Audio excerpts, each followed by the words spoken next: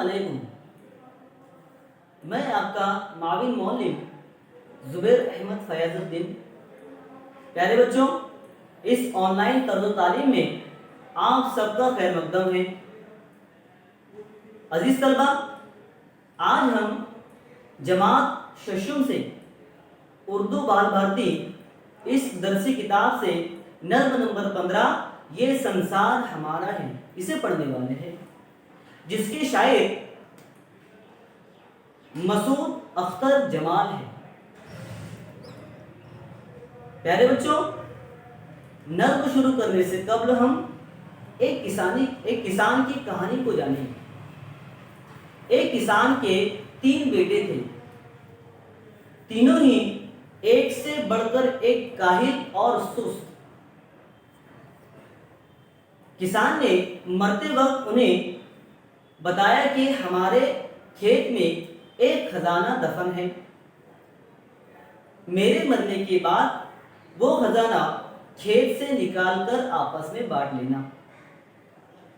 تینوں بہت خوش ہو گئے اور والد کے مرنے کے بعد تینوں نے کھیت کو کھودنا شروع کر دیا اور خزانے کی تلاش میں پورے کھیت کو انہوں نے مکمل طور سے کھود لیا، لیکن ان کی ہاتھ کچھ نہ لگا۔ ایک بوڑھے کسان نے انہیں مشورہ دیا کہ تم نے پورا کھیت تو کھود ہی ڈالا، برسات سر پر ہے، اب اس میں دانا بھی ڈال دو تاکہ کچھ فصل ہمارے ہاتھ آئے۔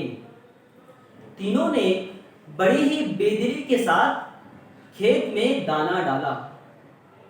4 مہینے گزرنے کے بعد کھیت میں ہری بھری اور لہلہاتی فصل نظر آنے لگی۔ تینوں ہی نہایت خوشی سے پھولے نہیں سمائے۔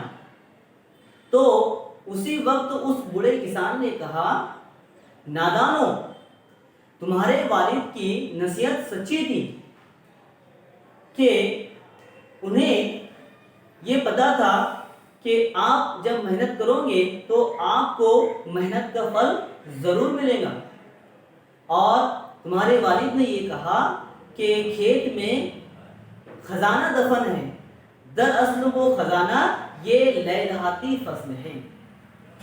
اگر آپ اسی طرح سے ہر سال ہر وقت محنت کرتے رہو گے تو محنت کے بعد آپ کو اس کا پھل ضرور ملے گا۔